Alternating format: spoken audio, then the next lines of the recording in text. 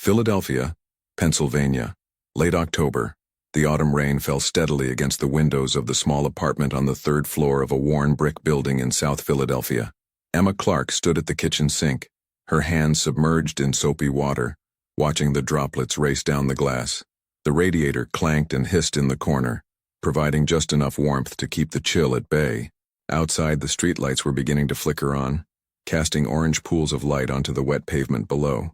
She was 26 years old, with dark hair pulled back in a practical ponytail, and green eyes that held both determination and exhaustion. Her nursing scrubs, pale blue with small floral patterns, were draped over the back of a chair, waiting for tomorrow's shift at Temple University Hospital. Emma had been working double shifts for the past 3 months, her feet aching, her back protesting, but she never complained. Not out loud, anyway. The apartment was small but clean. Emma had made it a home with secondhand furniture and plants on the windowsill, a few succulents and a spider plant that somehow thrived despite the limited sunlight. Photographs lined the walls. Emma with her younger brother at his high school graduation, her late mother's wedding photo, and several pictures of her with Marcus, smiling at the beach, laughing at a Phillies game, dancing at her friend's wedding. Marcus Williams, the man who had turned her world from black and white into full color 3 years ago. She heard his key in the lock, the familiar sound that usually made her heart lift. But tonight, like so many recent nights, it brought a knot of worry to her stomach. The door opened and Marcus stepped inside, shaking rain from his jacket. He was tall and lean, with warm brown eyes and a smile that could light up a room, when he allowed himself to smile, which had become increasingly rare. "Hey, baby," he said, his voice tired as he hung his jacket on the hook by the door. His work boots, scuffed and worn from his construction job, were left on the mat. Even in his worry, Marcus was considerate of the small things. "Hey," Emma replied, drying her hands on a dish towel. She studied his face, reading the tension in his jaw, the shadows under his eyes. "How was work?" "Same as always," he said, moving toward her and pressing a kiss to her forehead. His lips were cold from the rain. "They're talking about layoffs again. Winter's coming, fewer projects." Emma wrapped her arms around him, feeling the solid warmth of his body, the steady beat of his heart. For a moment, they stood there in the small kitchen, holding each other against the weight of the world outside. "We'll figure it out," she whispered, though the words felt hollow even as she said them. Marcus pulled back slightly, his hands on her shoulders, his eyes searching hers. "Em, we need to talk." Those 4 words, the ones that never preceded good news. They moved to the small living room, sitting together on the second-hand couch that Emma had reupholstered herself with fabric from a discount store. The television was off. They'd canceled cable months ago to save money, and the only sound was the rain and the occasional car passing on the street below. Marcus ran his hands over his face, a gesture Emma had come to recognize as his way of gathering courage. "They came to the job site today." Emma's stomach dropped. "Who came?" "Vince's guys." He didn't need to say more. Vince Mallory was a name that carried weight in South Philly, a man whose business interests extended far beyond what was legal or moral. "They're done waiting, Em. They want the money by the end of the month." "That's only 10 days, Emma said, her voice barely above a whisper. "I know. The debt, the terrible, crushing debt that had started so innocently, so understandably. Marcus's father had gotten sick 18 months ago, stage 4 pancreatic cancer. The medical bills had piled up faster than either of them could process. Marcus had exhausted his savings, maxed out his credit cards, borrowed from friends and family, and when there was nowhere else to turn, when his father needed an experimental treatment that insurance wouldn't cover, Marcus had made a desperate choice. He'd borrowed $50,000 from Vince Mallory. His father had lived 6 more months, 6 precious months where Marcus got to say goodbye, where they'd reconciled old wounds, where his father had met Emma and given them his blessing. 6 months that Marcus would never regret, no matter the cost. But the cost was devastating. The interest rates were astronomical. What had started as $50,000 had ballooned to nearly $90,000 in just over a year. Marcus had been making payments every cent he could scrape together, but it was like trying to empty the ocean with a teaspoon. And now Vince was done being patient. "How much do they want?" Emma asked, though she knew the answer would be impossible. "Everything, the full balance, $92,800. Marcus's voice was hollow. "They said no more payments, no more extensions. Either we pay in full, or—" He didn't finish the sentence. He didn't need to. Men like Vince Mallory didn't make empty threats. Emma's mind raced through the possibilities she'd already explored 100 times. Their combined savings, barely $3,000. Her credit cards, already maxed out helping with the payments. A bank loan. They'd been rejected twice, their debt-to-income ratio too high. Family. Marcus's mother was living on Social Security, and Emma's brother was still in college on financial aid. Friends. They'd already borrowed what they could and paid it back, unable to ask for more. We could sell the car, Emma offered, knowing even as she said it how inadequate it would be. It's worth maybe $4,000, and we need it to get to work.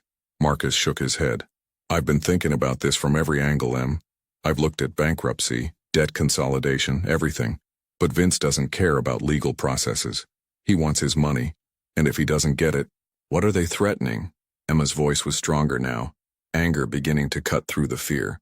Marcus hesitated, and she saw something in his eyes that frightened her more than the debt itself. Shame, mixed with terror. They said they'd start with the apartment. Then they'd move to making sure I can't work, and then... He looked at her, his eyes brimming with unshed tears. They mentioned you, Em. They know where you work, what time your shift ends. The implication hung in the air like poison. Emma felt a surge of fury so intense it took her breath away. They threatened me? I won't let anything happen to you, Marcus said quickly, taking her hands. I'd die before I let them touch you. Don't say that, Emma snapped, squeezing his hands hard. Don't you dare say that. They sat in silence for a long moment, the weight of impossibility pressing down on them. Outside, the rain continued its steady rhythm, indifferent to human suffering. There has to be a way, Emma said finally, her voice hard with determination. There has to be something we haven't thought of. Over the next 3 days, Emma threw herself into research with the same focus she applied to her nursing studies. She made lists, calculated numbers, explored options that ranged from practical to desperate. She called debt relief agencies, only to learn that they couldn't help with private loans from people like Vince. She investigated second and third jobs, though the math made it clear that even working around the clock, they couldn't earn enough in 10 days to make a dent. She was at the hospital, finishing up a particularly difficult shift in the ER, when her co-worker Jasmine sat down next to her at the nurse's station. Jasmine was a few years older than Emma, with box braids and an air of world weariness that came from seeing too much of life's harsh realities. You look like hell, girl, Jasmine said, not unkindly. What's going on? Emma had been keeping the situation private, ashamed of it in a way she couldn't quite articulate, but the exhaustion and fear had worn down her defenses. In a low voice, while they pretended to review charts, Emma told her everything. Jasmine listened without interrupting, her expression growing more serious as the story unfolded. When Emma finished, Jasmine was quiet for a long moment. That's a tough spot, she said finally. I'm sorry, Emma, nobody should have to deal with that kind of pressure. I just don't know what else to do, Emma admitted, feeling tears prick at her eyes. I've looked at everything. Jasmine glanced around to make sure no one was listening, then leaned in closer. Look, I'm going to tell you something, but you didn't hear it from me, okay? Emma nodded, her heart beginning to race. My cousin Ray, he got into some financial trouble a couple years back. Different situation, but similar kind of pressure from people who don't play nice. Jasmine paused, seeming to wrestle with whether to continue. He found a way to make money fast. Really fast, but it's not something I'd recommend for most people. What was it? Emma asked, leaning forward. There's this underground scene in the city, fighting, mostly. Not like professional boxing or MMA. This is off the books, no regulations, no official oversight. People bet on the fights, and the fighters get a cut of the betting pool. If you win, you can walk away with serious money in one night. Emma's first reaction was disbelief. Fighting? Like, physical fighting? Yeah. Ray did it 3 times, made enough to get his people off his back, and got out. Jasmine's expression was serious. But Emma, it's dangerous. I mean, really dangerous. People get hurt, and the people who run it, they're not good people. Who runs it? Emma asked, though part of her already suspected the answer. People connected to guys like your Vince Mallory. It's all part of the same world. Gambling, loans, enforcement. They use the fights for entertainment and profit. Jasmine touched Emma's arm. I'm only telling you this because you asked if there was any way, but honestly, I hope you don't consider it. There has to be another option. But as Emma drove home that night, her mind kept returning to the conversation. Fighting. It seemed absurd. She was a nurse, not a fighter. She'd taken self-defense classes in college, stayed in reasonable shape, but actual fighting? Against people who did this regularly? And yet, the money. Jasmine had said serious money. What if it was enough? What if she could do this once, win, and solve everything? She'd been an athlete in high school, soccer and track, and she was strong from years of lifting patients at the hospital. Maybe it wasn't as impossible as it seemed. When she got home, Marcus was already asleep on the couch, an empty dinner plate on the coffee table. He'd been picking up extra shifts too, coming home exhausted, the worry etched deeper into his face each day. Emma stood watching him sleep, her heart aching with love and determination. She couldn't tell him what she was considering. He would never allow it, would rather face Vince's consequences himself than let her put herself at risk. But that wasn't an option Emma could accept. They were partners, and partners protected each other. The next morning, after Marcus left for work, Emma sat at their small kitchen table with her laptop and began to research. It wasn't easy to find information about something so deliberately hidden from public view, but she'd learned in nursing school how to dig for information, how to follow threads, how to verify sources. She found references in news articles about illegal gambling rings that had been broken up, mentions of underground fighting in true crime forums, and eventually, through careful following of breadcrumbs, she found what she was looking for, a way to make contact. It came through a workout gym in Kensington, one of Philadelphia's rougher neighborhoods. The gym was called Iron Ground, and on the surface it appeared to be a legitimate boxing and MMA training facility. But Emma found reviews and comments online that hinted at something more, cryptic references to special events and high-stakes training. Her hands trembled as she dialed the number listed on the gym's website. A gruff voice answered on the third ring. Iron Ground. Hi, I'm calling about training, Emma said, her mouth dry. What kind of training? The voice was cautious, professional. Emma took a breath. The kind that pays well. There was a pause. You a fighter? I can be. Another pause. Longer this time. Come by tomorrow at 8 p.m. Use the side entrance, the one in the alley.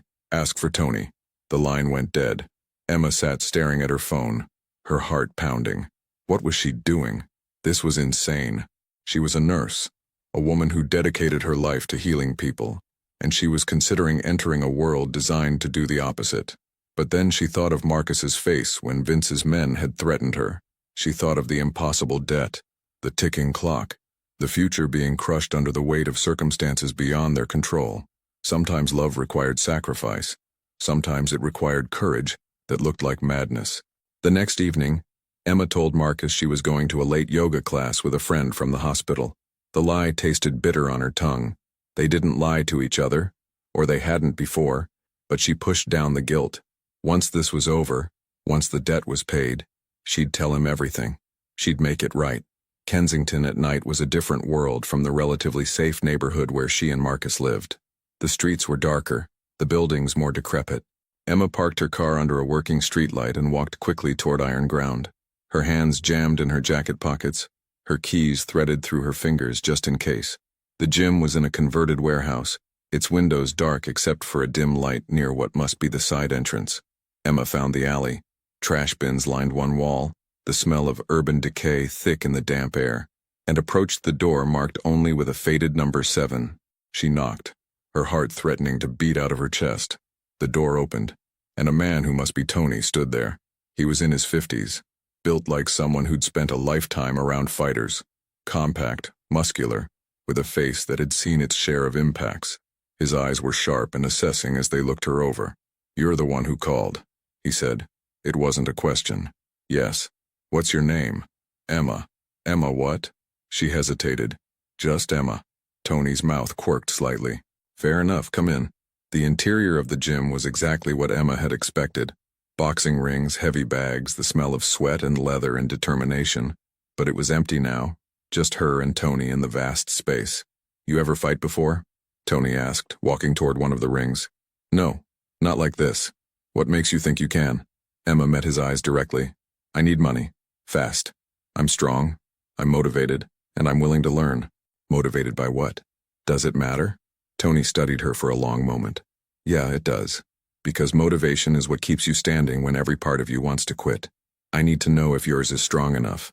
Emma swallowed hard. Someone I love is in trouble. Bad trouble with bad people. The only way out is money I don't have, so I'll do whatever it takes. Something shifted in Tony's expression. Not quite sympathy, but recognition. He'd heard stories like this before, she realized. Desperation brought people to places like this. The fights we arrange, Tony said carefully, they're not sanctioned. They're not safe. You could get seriously hurt. I understand. Do you? Because I need to be clear. This isn't some movie where the underdog wins through heart alone. The people who fight in our events are experienced. Some of them are former professional fighters who lost their licenses. Some of them are just mean, and looking for a place to be mean legally. Ish. He paused. And even if you train, even if you're tough, there's no guarantee you'll win. No guarantee you'll make the money you need. What are the payouts? Emma asked, her voice steadier than she felt. Depends on the betting pool and the fight. Average winner takes home 15 to 20,000. Big fights can go higher. 30, 40, even 50,000 if the betting is heavy. Emma's mind raced with calculations. 50,000. It wouldn't cover the whole debt, but it would be more than half. Maybe enough to negotiate with Vince to buy more time, to find a way to pay the rest. How many fights would I need to win? She asked. To make 90,000? At least 2, probably 3. And Emma, Tony's voice was serious. Most people don't win their first fight. Hell, most people don't make it through their first fight without quitting. I won't quit. You say that now. I mean it. Emma stepped closer, her green eyes blazing with determination. I'm a nurse. I've held people's hands while they died. I've worked 30-hour shifts without sleep. I've put people back together after car accidents and stabbings and things you don't want to imagine. I know what pain is, and I know what it means to push through it. So yes, I'll train. Yes, I'll fight. And yes, I'll win. Tony was quiet for a moment. Then he nodded slowly. All right, we'll see. You'll need to train at least 3 weeks before I'll even consider putting you in a fight. That means every day, 2 hours minimum. You do everything I say exactly how I say it. You show me you're serious and we'll talk about getting you on a card. 3 weeks? Emma's heart sank. I only have 7 days left. Then you're out of luck with us, Tony said flatly. I won't throw an untrained fighter into that ring. It's not just dangerous for you, it's bad for business. People want a fight, not an execution. Emma felt tears of frustration burning behind her eyes. She'd come this far, taken this risk, and it still wasn't enough. There has to be a way. Tony sighed, rubbing the back of his neck. Look, there's an event in 9 days. If, and this is a big if, you train with me every day, twice a day, and you show me you can handle yourself, I might be able to get you on that card. But it would be against someone with experience, and the odds would not be in your favor. I'll take those odds, Emma said immediately. You're sure about this? Emma thought of Marcus, of the threats, of the debt crushing down on them like a physical weight. I'm sure. Then we start tomorrow. 6 a.m. and 6 p.m., don't be late. As Emma drove home that night, the reality of what she'd committed to settled over her like a heavy blanket. 9 days to prepare for something she'd never done, against someone who knew exactly what they were doing. The odds of success seemed impossibly small, but then again the odds of paying off $90,000 any other way were even smaller. When she got home, Marcus was watching a Phillies game replay on his phone, one of the few free entertainments left to them. He looked up and smiled when she came in. How was yoga? He asked. The lie felt like acid in her throat, but Emma forced a smile. Good. Really good. I think I'll keep going. That's great, babe. You need something for yourself. If only he knew that what she was doing wasn't for herself at all. It was for him, for them, for the future she refused to let slip away. That night, as Marcus slept beside her, Emma lay awake staring at the ceiling, her body already anticipating the pain and exhaustion to come. She thought about the ethics of what she was doing, entering a world of underground fighting, risking injury, lying to the person she loved most. But she also thought about the alternatives. Watching Marcus be threatened, losing everything they'd built together, living in fear. Those weren't acceptable options. Sometimes the right choice didn't feel righteous. Sometimes it just felt necessary. Emma finally fell asleep in the early hours of the morning, her dreams filled with the sound of rain on windows and the echo of her own heartbeat. Steady and determined as a war drum, tomorrow her training would begin. In 9 days, she would step into that ring, and somehow, against all odds, she would find a way to save the man she loved, even if it meant risking everything, including herself. End of Chapter 1. Character count, approximately 21,500, continuing to reach 30,000. The week that followed was the hardest of Emma's life, and that included nursing school finals and the month she'd worked 70-hour weeks when the hospital was short-staffed during flu season. Tony was a relentless trainer, but he was also surprisingly insightful. That first morning at 6 a.m., Emma showed up at Iron Ground in athletic clothes, her hair braided back, ready to prove herself. She expected to start with technique, with learning how to punch or defend herself. Instead, Tony had her run. 12 blocks, he said, pointing at a route mapped on his phone. As fast as you can. Time yourself. That's it? Emma asked, confused. That's everything, Tony replied. Fighting isn't about one big moment. It's about still being able to move and think when your body is screaming at you to stop. So run. Then we'll see what you're made of. Emma ran. Her lungs burned, her legs protested, but she pushed through, finishing the route in just under 40 minutes. When she returned, drenched in sweat and gasping, Tony simply nodded. Again tomorrow. Aim for 35 minutes. The evening sessions were different. Tony taught her the basics of stance, of how to move, how to protect herself. He didn't teach her elaborate techniques or fancy combinations. Instead, he focused on simplicity and efficiency. You don't have time to become a master fighter, he explained, adjusting her stance for the 100th time. But you can learn to be effective. Keep your hands up. Move your head. Don't waste energy on movements that don't serve a purpose. Emma absorbed everything like a sponge. Between her morning and evening sessions, she worked her shifts at the hospital, somehow finding energy she didn't know she possessed.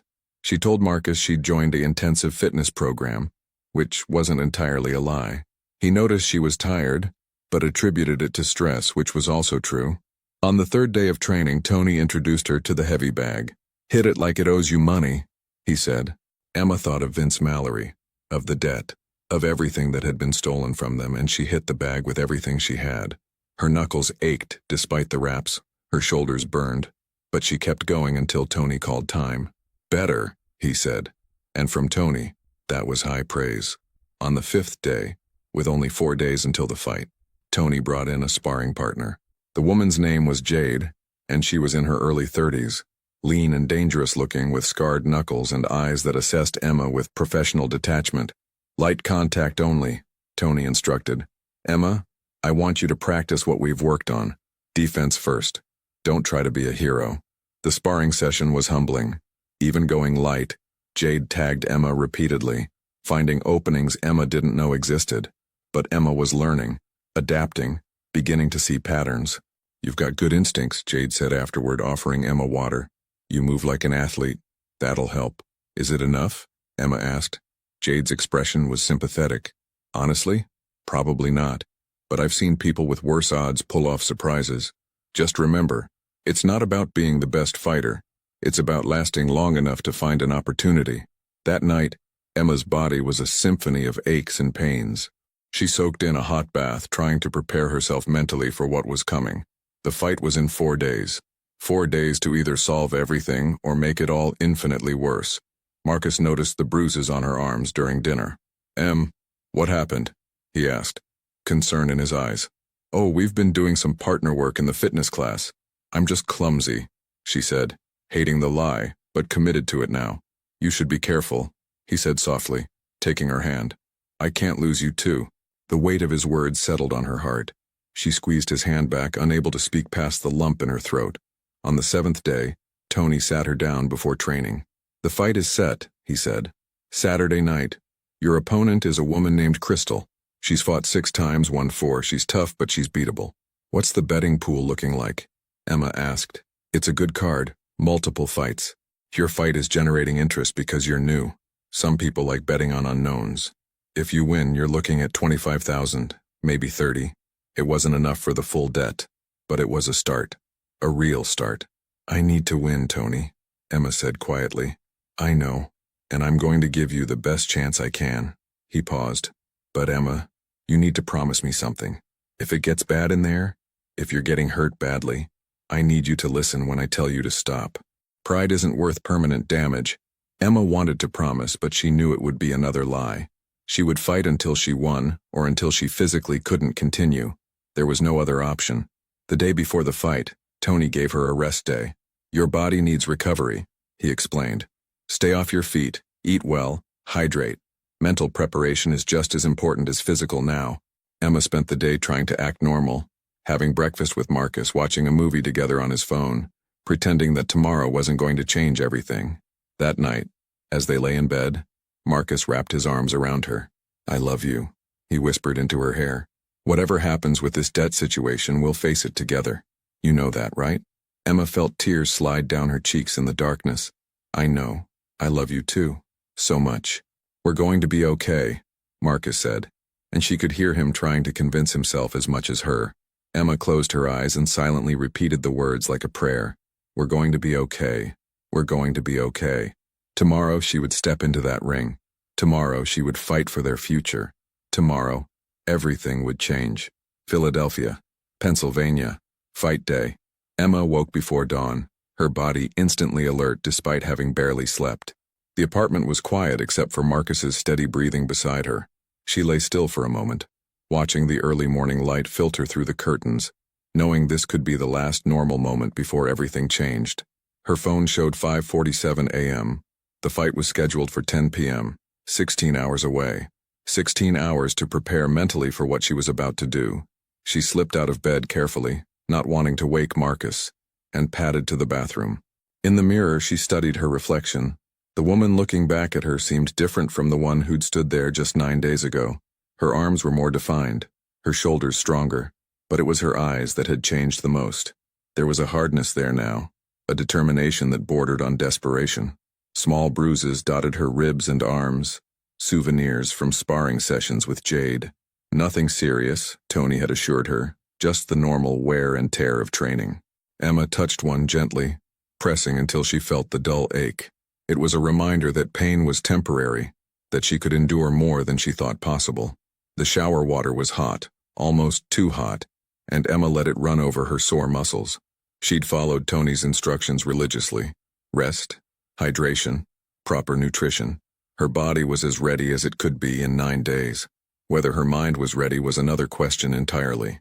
When she emerged, Marcus was awake, sitting at the kitchen table with 2 cups of coffee already made. "Couldn't sleep either?" he asked, offering her a smile that didn't quite reach his eyes. Emma took the coffee gratefully, sitting across from him, just restless. They'd been dancing around the subject of the debt for days now, both of them trying to shield the other from the full weight of their fear. Only 5 days remained until Vince's deadline. Emma had considered telling Marcus about the fight 100 times, but each time she stopped herself. He would try to stop her, or worse, he'd insist on finding another way that didn't exist.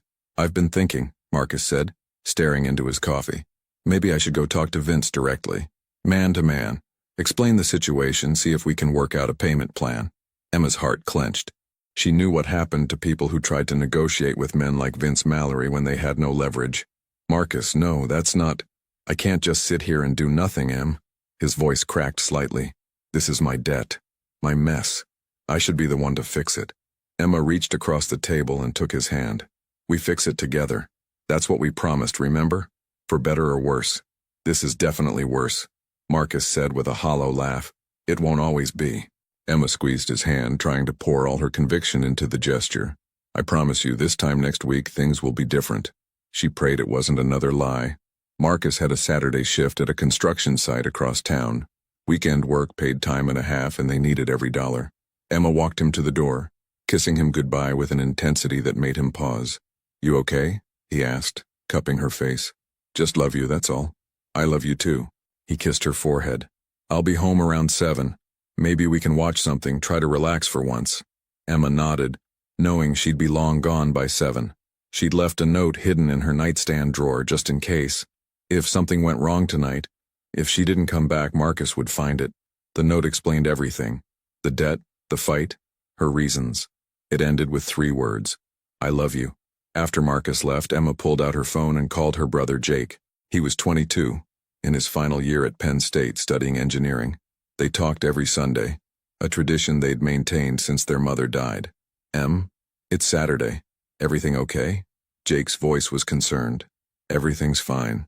I just wanted to hear your voice." They talked for 20 minutes about nothing important. His classes, a girl he was interested in, the upcoming Thanksgiving break. Emma memorized every detail, storing them away like precious gems. You sound weird, sis, Jake said eventually. You sure you're okay? I'm sure, just missing you. Miss you too. Hey, when the semester's over, maybe I can come visit for a weekend. Meet this Marcus guy you're always talking about? Emma felt tears prick her eyes. I'd love that. He'd love that too. After they hung up, Emma allowed herself 5 minutes to cry. Deep, wrenching sobs that came from a place of fear she usually kept locked away. Then she washed her face, straightened her shoulders, and got to work. Tony had given her specific instructions for fight day. Light breakfast, oatmeal with banana and honey. Stretching routine, 30 minutes. Meditation if possible. No heavy meals, no alcohol, plenty of water. She followed each instruction like a ritual, finding comfort in the structure. At 2 p.m., her phone buzzed with a text from Tony. Car will pick you up at 8. Wear comfortable clothes. Bring ID. Leave valuables at home. The reality of it hit her fresh. This was happening. In 8 hours, she would be in that ring. Emma spent the afternoon in a strange state of suspended animation. She cleaned the apartment, meal prepped food for Marcus for the next few days, paid bills online. Normal tasks that felt surreal given what was coming. At 6 p.m., she started getting ready. Dark jeans, a plain black t-shirt, her old running shoes. She braided her hair back tightly. Tony had taught her that loose hair could obstruct vision. No jewelry, no makeup. She looked at herself in the mirror and barely recognized the woman staring back. The note for Marcus was on the kitchen counter now, held down by his favorite mug. She'd added a P.S. Whatever happens, know that I did this out of love. You would have done the same for me.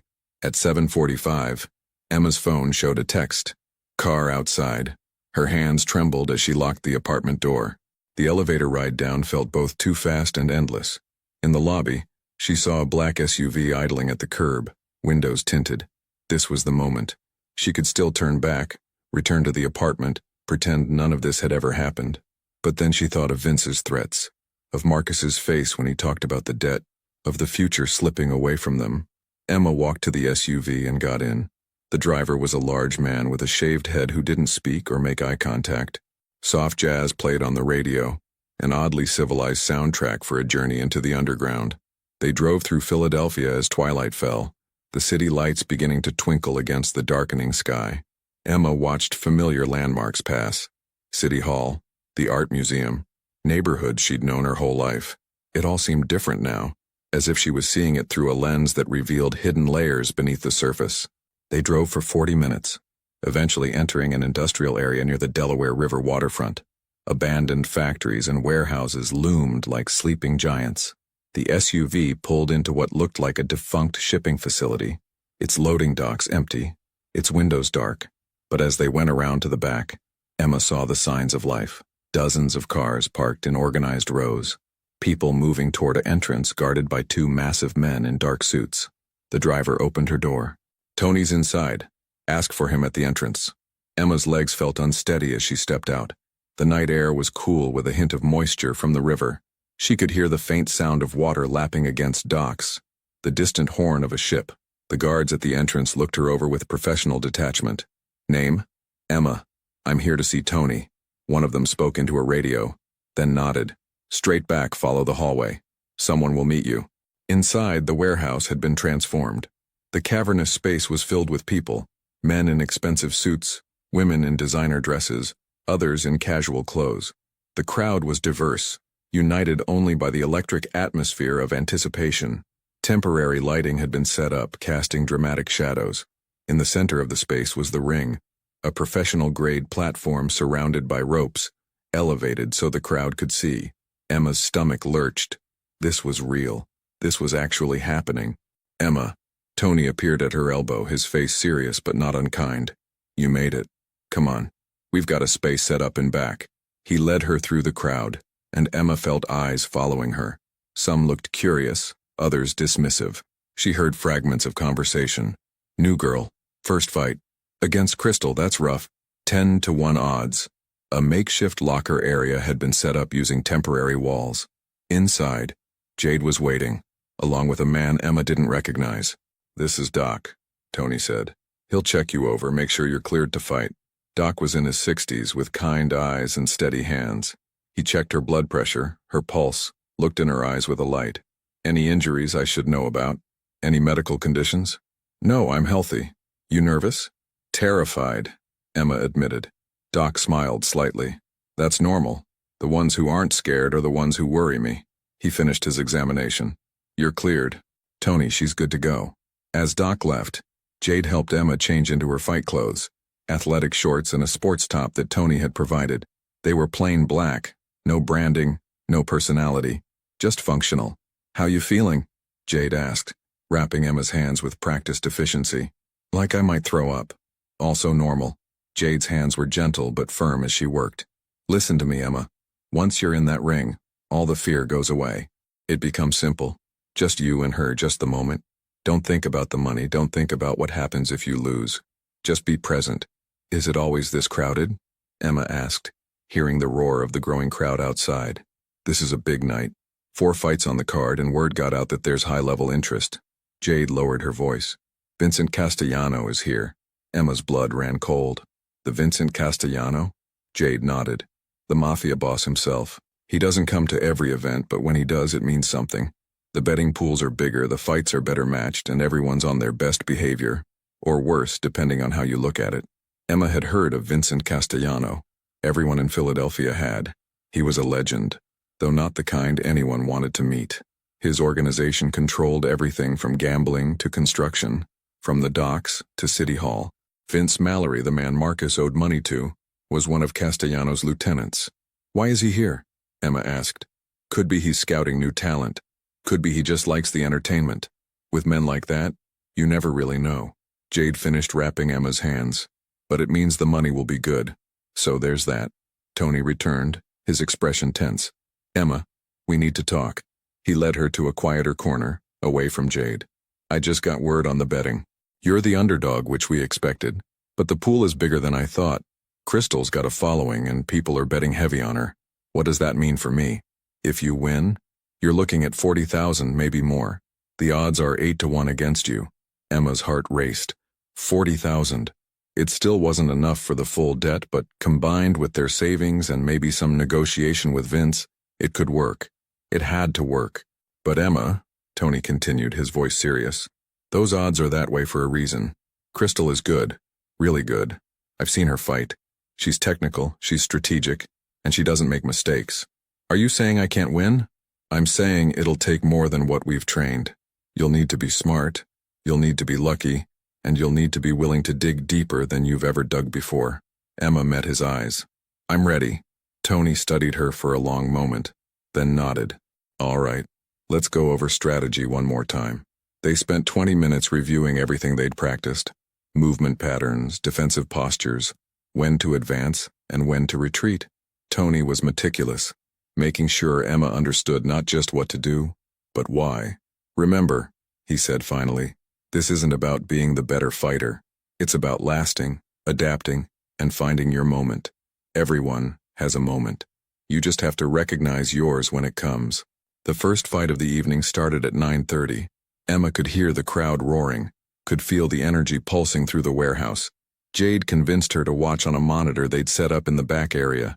The fighters were skilled, trading combinations that Emma could barely follow. The crowd's energy was intoxicating and terrifying in equal measure. This wasn't like professional fighting she'd seen on TV. There was something rawer here, more primal. That's what you're walking into, Jade said quietly. Still time to back out. Emma shook her head. No, I'm doing this. The second fight ended quickly. One fighter caught the other with a perfectly timed strike that ended things decisively. The crowd erupted. Emma felt her pulse quicken. At 10:15, Tony returned. You're up next. Crystal's warming up now. You ready? Yes. He placed his hands on her shoulders. You're stronger than you think, Emma. Whatever brought you here, whatever you're fighting for, hold on to that, let it fuel you. They walked toward the ring, the crowd parting to let them through. Emma could feel hundreds of eyes on her, assessing, judging. She kept her gaze forward, her breathing steady, and then she saw the ring up close. The lights, the ropes, the canvas that would be her battlefield for the next however many minutes. Her heart hammered in her chest. On the opposite side, she saw her opponent for the first time. Crystal was taller than Emma by a few inches, with short platinum blonde hair and a lean, muscular build.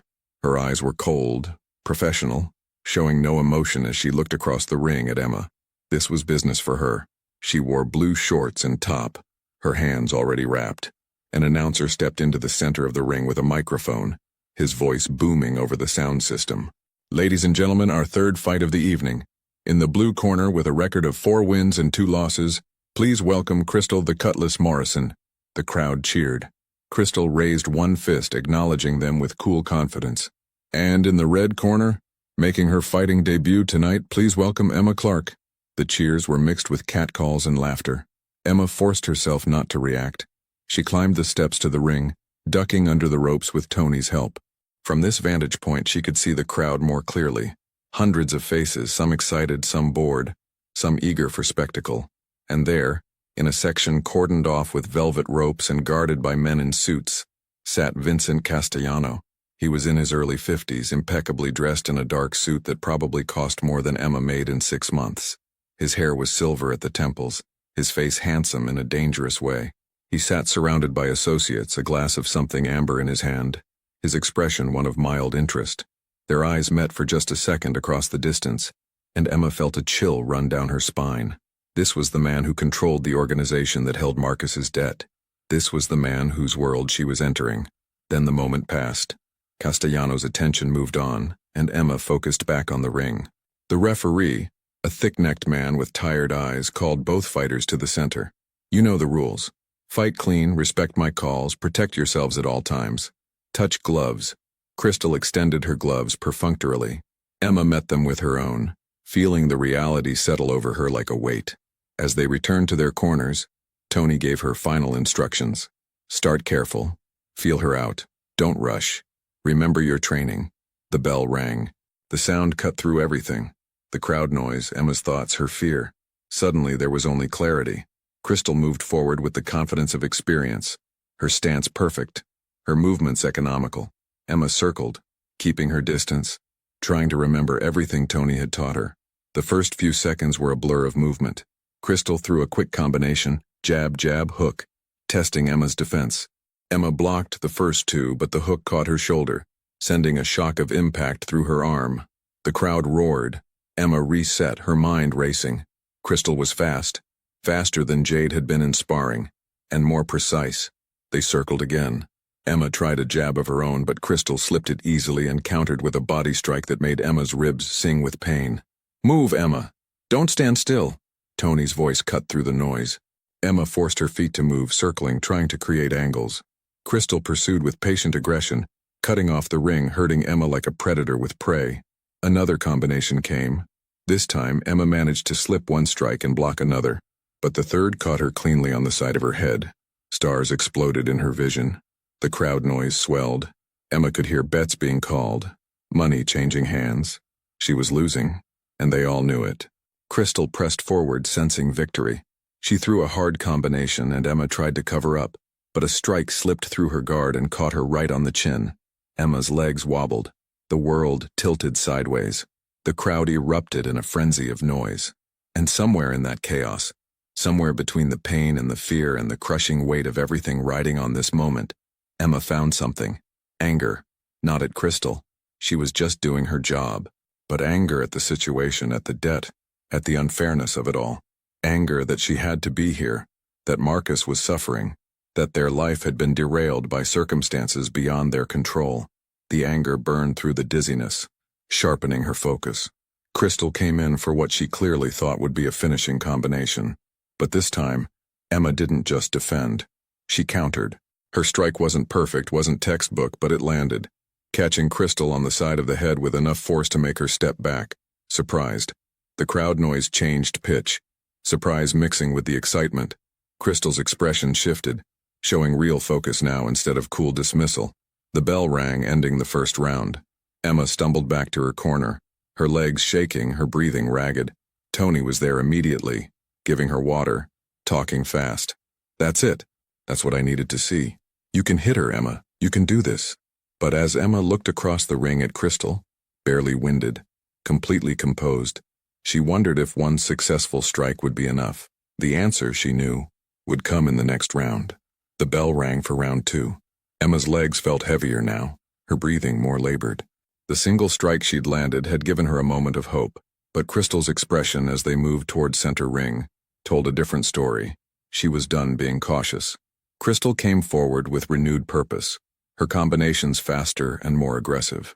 Emma tried to implement Tony's strategy, moving, circling, keeping distance, but Crystal was experienced at cutting off the ring.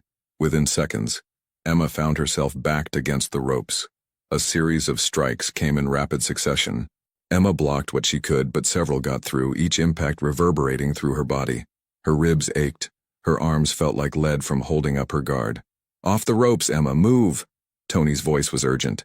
Emma pushed off, trying to create space, but Crystal followed like a shadow. Another combination landed, this one making Emma's knees buckle slightly. She heard the crowd's reaction, a mixture of excitement and something else. Some were cheering, but others had gone quiet, watching with growing discomfort. In the VIP section, Vincent Castellano leaned forward slightly, his eyes narrowing. He'd seen hundreds of fights, understood the rhythm and flow of competition. What he was watching now was beginning to shift from a contest to something else. Emma's corner of her eye caught movement, Crystal winding up for a powerful strike. Emma's training kicked in, and she managed to duck, the strike passing over her head. She countered instinctively, landing another hit to Crystal's midsection. Crystal grunted, stepped back. For a moment, respect flickered in her eyes, but only for a moment. The round continued, each exchange draining more of Emma's reserves. She was fighting on pure determination now, her technique deteriorating as exhaustion set in. Crystal, meanwhile, looked barely affected, her breathing still controlled, her movements still crisp. Tony watched from the corner, his jaw tight. He'd seen this pattern before, the moment when a fighter's will kept them standing but their body was reaching its limit. He caught Jade's eye, and they shared a look of concern. The bell rang, ending round 2.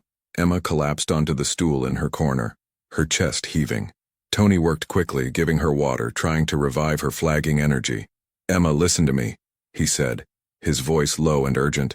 "You're doing everything you can, but this is getting dangerous. I can stop this. We can walk away right now." Emma shook her head, water dripping down her chin. "No, I can do this. I have to." Her eyes met his, and Tony saw something there that made him pause. Absolute, unwavering determination born of desperation. "Please, Tony. One more round." Tony looked at her for a long moment, then nodded reluctantly. "One more. But if it gets worse, I'm calling it. Your safety matters more than any fight." Across the ring, Crystal was conferring with her corner team. They were gesturing, clearly discussing strategy. Crystal nodded, her expression focused. In the crowd, the atmosphere had shifted.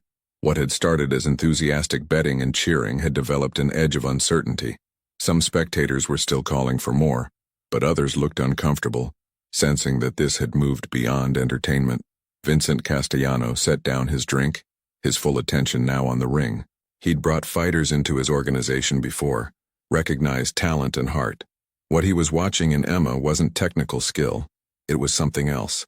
Desperation. The kind of desperation that came from fighting for something beyond yourself. He'd seen it before many years ago in a different ring in a different city. He'd been the desperate one then, fighting to save his younger sister from debt collectors.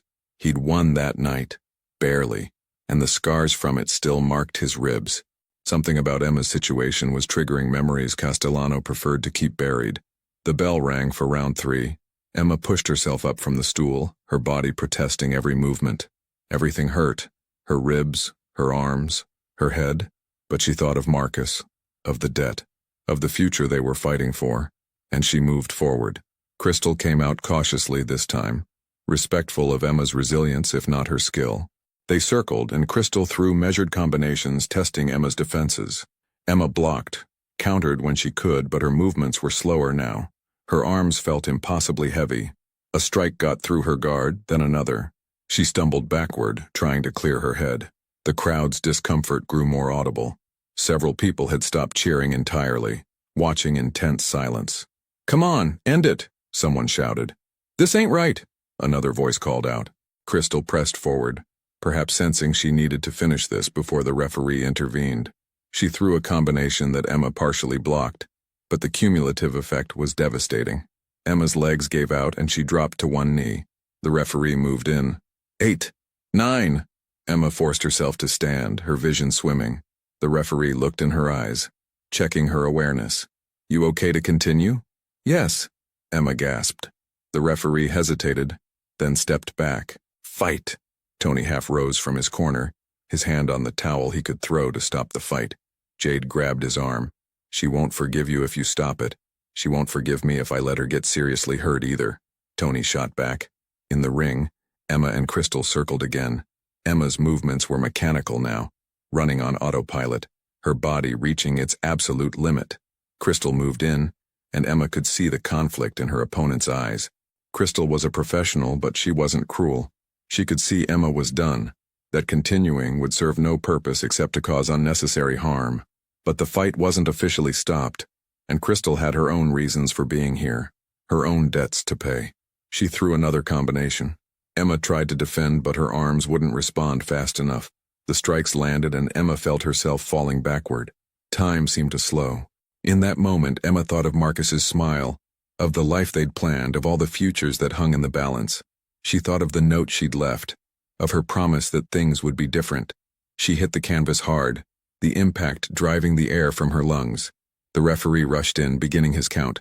1, 2, 3. The crowd was in chaos now, some cheering, others calling for the fight to end, others silent in uncomfortable witness. Vincent Castellano stood up. His movement was subtle, but his associates noticed immediately, falling silent. Castellano's eyes weren't on Crystal or the referee. They were on Emma, struggling to rise, her body shaking with effort, her face showing determination that bordered on self-destruction. 4, 5, 6. Emma got to her hands and knees, the world spinning around her. 7, 8. She pushed herself upward, swaying, barely able to stand, but standing nonetheless. The referee looked at her, concern clear on his face. "You sure?" Emma nodded, though she could barely see straight. Castellano's jaw tightened. He recognized something in this moment, the exact point where courage became self-harm, where determination became destruction. He'd been there himself 30 years ago, and someone had stopped his fight before it went too far.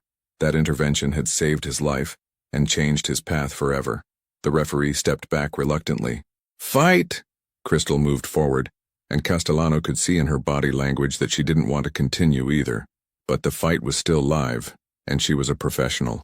As Crystal prepared to throw what would likely be the final combination, Vincent Castellano made a decision. He stepped forward, his movement drawing every eye in the building. His right-hand man, a large enforcer named Marco who was standing near the ring, looked at him questioningly. Castellano didn't speak. He simply pointed to the ring with a subtle gesture. Marco's eyes widened in understanding and shock. Crystal's strike was already in motion when Marco vaulted into the ring with surprising speed for a man his size. He stepped directly between the two fighters, his massive frame blocking Crystal's path. The warehouse erupted in confusion. "What the hell?" the referee started. Marco turned and, before anyone could process what was happening, threw a controlled strike that caught his fellow enforcer who'd been standing at ringside, one of Castellano's own men, squarely on the jaw. The man dropped immediately, unconscious. The crowd went silent in shock.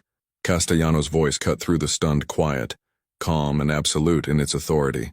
"The fight is over." All eyes turned to him. In that moment, the Mafia boss's presence filled the entire space. This was his world, his domain, and what he said was law. "This fight is over," he repeated, his voice carrying to every corner of the warehouse. "Pay the girl. Full winner's purse." Confusion rippled through the crowd. Tony was already climbing into the ring, catching Emma as her legs finally gave out. She collapsed against him, conscious but completely spent. "Boss, she didn't win." One of Castellano's men started to protest. Castellano turned to look at him, and the man immediately fell silent. "I said pay her. 40,000. Now." He turned to Marco, who was helping Crystal out of the ring. "And pay Crystal too. Same amount. This fight is a no decision. Nobody lost here tonight." The warehouse remained silent, everyone trying to understand what had just happened. Vincent Castellano had just punched his own enforcer and stopped a fight that by all accounts should have continued to its natural conclusion. Castellano looked at Emma, still held upright by Tony, her face showing confusion through the exhaustion and pain. Their eyes met across the distance, and something passed between them, a recognition, an understanding. Then Castellano turned and walked toward the exit. his entourage scrambling to follow, leaving behind a warehouse full of people trying to make sense of what they'd witnessed. The feared Mafia boss had shown mercy, and in doing so, had changed everything. 30 minutes after the fight, Emma sat in the makeshift medical area, an ice pack pressed to her face, her entire body a symphony of aches. Doc was checking her over again, his experienced hands gentle but thorough. "No serious damage," he said finally. "You'll be sore for a week, maybe 2, but you're going to be okay." Tony stood nearby, arms crossed, his expression a mixture of relief and residual worry. "You scared the hell out of me out there." "I'm sorry," Emma said, her voice hoarse. "Don't apologize, you showed more heart than fighters I've trained for years." He paused. "But Emma, promise me you'll never do something like this again. This isn't your world. I promise." And she meant it. Once was enough. Once was more than enough. Jade appeared in the doorway holding a black duffel bag. Her expression was strange, awed, confused, respectful. "Emma, you need to see this." She placed the bag on the table and unzipped it. Inside were stacks of cash, neatly bundled. Emma stared, unable to process what she was seeing. $40,000, Jade said quietly. "Castellano's accountant just delivered it. Said to give it to you directly, along with this." She handed Emma a business card. It was simple, expensive looking, with just a name, Vincent Castellano, and a phone number embossed in silver. "He wants to see you," Jade explained. "Tomorrow, 2 p.m. The address is on the back." Emma turned the card over. An address in Center City, one of Philadelphia's most prestigious areas. Her hands trembled as she held it. "Why?" she asked. "Why did he stop the fight? Why did he pay me?" Tony and Jade exchanged glances. "Nobody knows," Tony admitted. "In 15 years of being around this world, I've never seen anything like it. Vincent Castellano doesn't show mercy. He doesn't make emotional decisions. But tonight," he trailed off, shaking his head. "What he did, punching Marco like that," Jade said, "that's going to have consequences. People will talk. Some will see it as weakness." "What do you think it was?" Emma asked.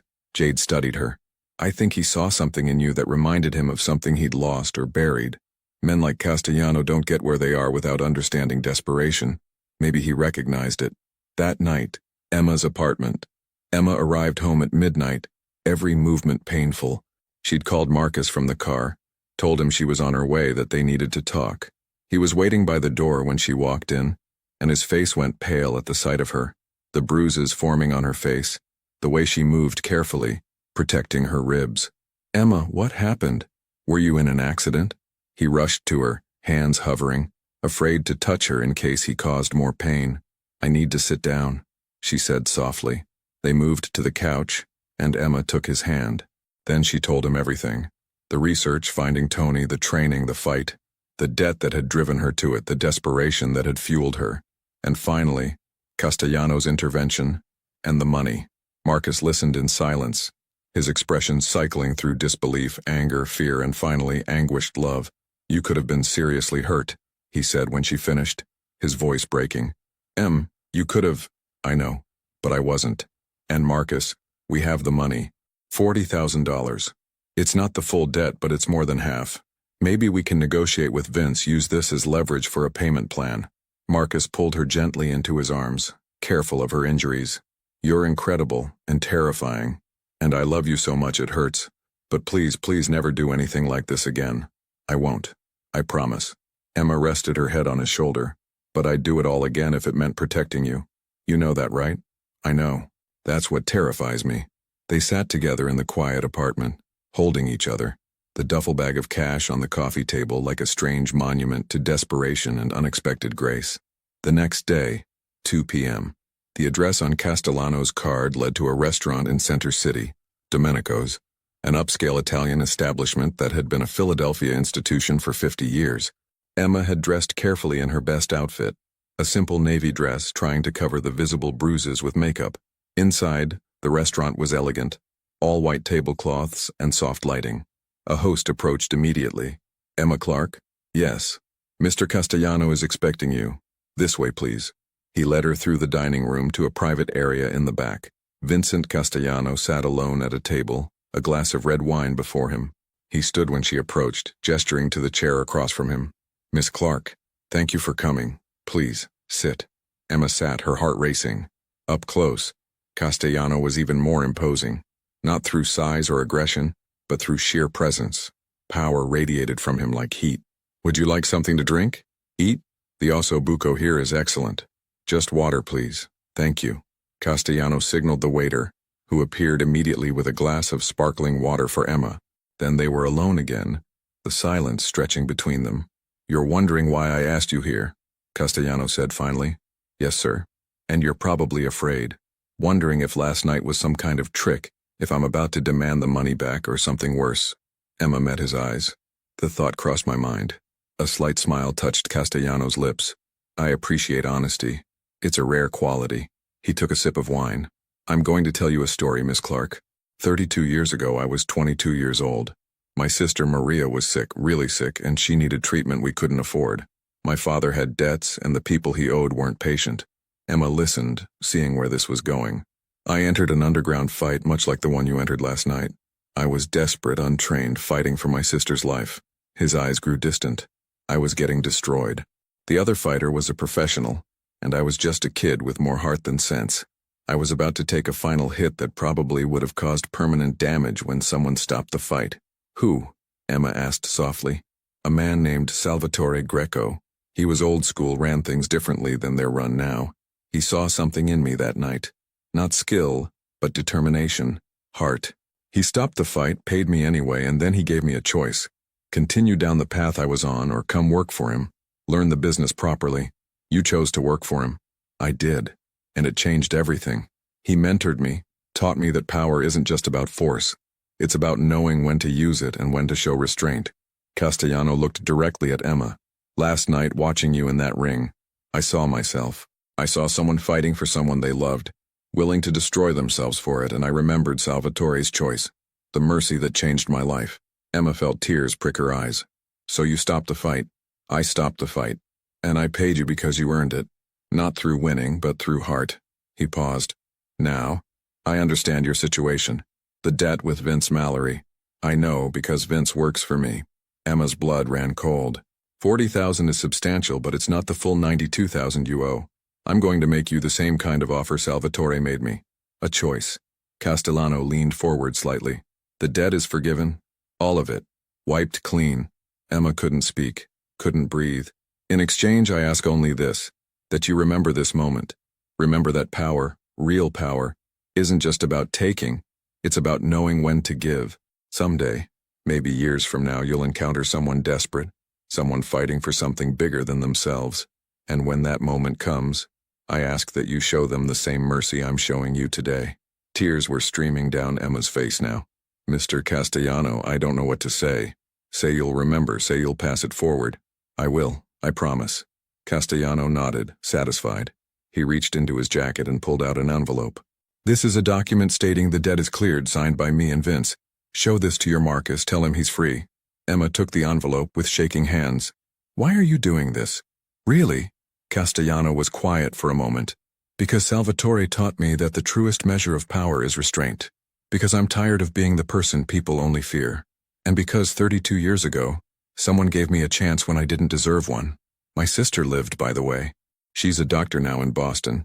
2 kids, happy life. All because someone chose mercy over cruelty. He stood, and Emma stood with him. One more thing, Miss Clark. Don't go back to that world. You have courage, but that's not your path. Use that courage in your work, in your life, in the people you help. That's worth more than any fight. I will. Thank you. Thank you so much. Castellano offered his hand and Emma shook it. His grip was firm, respectful. Go home to your Marcus. Build your life. Be happy. That's the best revenge against circumstances that tried to break you. 3 months later, Emma stood in the hospital break room, reviewing charts during a rare quiet moment. Her bruises had long since faded, and the aches from the fight were just memories now, but the lessons remained. Her phone buzzed with a text from Marcus. Lunch at our spot? She smiled. Their spot was a food truck near Rittenhouse Square that made the best cheesesteaks in Philadelphia. Simple, perfect, theirs. Be there in 20, she texted back. Things had changed in the months since that night. The debt was gone, lifted like a weight from their shoulders. Marcus had gotten a promotion at his construction company. His supervisor had noticed his renewed focus and energy. Emma had applied for and received a scholarship for a nurse practitioner program. They'd even started saving for a wedding. But more than the external changes, something internal had shifted. They faced their challenges together now, honestly, without the shame or fear that had nearly destroyed them. The secret Emma had kept, the desperation that had driven her to the ring, had taught them both about the importance of trust and communication. Emma had kept Castellano's card, though she'd never called the number. It sat in her nightstand drawer, a reminder of an impossible night and an unexpected act of grace. Last week, she'd encountered a patient in the ER, a young man, maybe 25, with a construction injury. As she treated him, she'd overheard him on the phone, clearly stressed about medical bills, about debts piling up, about people demanding payment. Emma had recognized the desperation in his voice. After his treatment, she'd quietly directed him to resources, financial counselors, debt relief programs, community organizations that could help. She'd spent her own time making calls, setting up appointments, ensuring he had a path forward that didn't involve the kind of choice she'd almost made. It was a small thing, but it was a start. She was learning what Castellano had meant. That power came in many forms, and sometimes the greatest power was simply choosing to help when you could walk away. That same day, Castellano's office. Vincent Castellano sat in his downtown office reviewing reports. His decision that night 3 months ago had indeed caused ripples in his organization. Some saw it as weakness. A few of his rivals had tested his resolve in the weeks that followed. He'd handled them decisively, reminding everyone that mercy was a choice, not a requirement, that he could show compassion without being soft. Marco, the enforcer he'd struck that night, sat across from him now. The man's jaw had healed completely, though his pride had taken longer. "Boss, the quarterly numbers are in. We're up 12%. Castellano nodded, pleased but not surprised. "Good. And the word on the street?" "Mixed. Some people think you've gone soft. Others—" Marco paused. "Others are saying you're playing a deeper game. That showing mercy to that girl was strategic somehow. Let them think what they want." Castellano smiled slightly. "The truth is simpler and more complicated than they imagine." "Do you regret it?" Marco asked. "What you did that night?" Castellano thought about Emma, about the gratitude in her eyes, about the memory of Salvatore Greco, and the chance he'd been given so many years ago. "No," he said finally. "I don't regret it at all. Some decisions transcend business, Marco. They're about who we are when nobody's forcing us to be anything." Marco nodded slowly, understanding dawning. Like Salvatore, Castellano confirmed. "Now let's talk about the expansion into Jersey." But as they discussed business, a small part of Castellano's mind drifted to that night, to the young woman who'd risked everything for love, to the choice he'd made. Not all power, he thought, is born of cruelty. Sometimes the strongest thing a powerful person can do is choose compassion when everyone expects violence.